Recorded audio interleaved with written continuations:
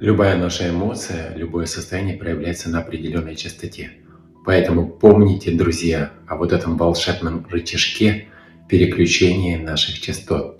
Да, они взаимопересекаются, но мы всегда имеем возможность выбрать ту частоту, на которой хотим вещать в жизнь.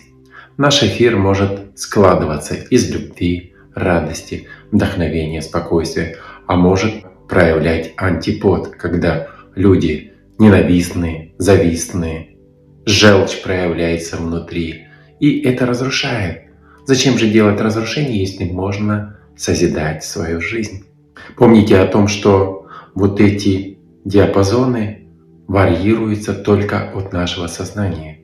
Насколько мы настроены классно, качественно, легко, воздушно прожить этот день, настолько мы и включаем те или иные эмоции, гармоничные состояния в нашу жизнь.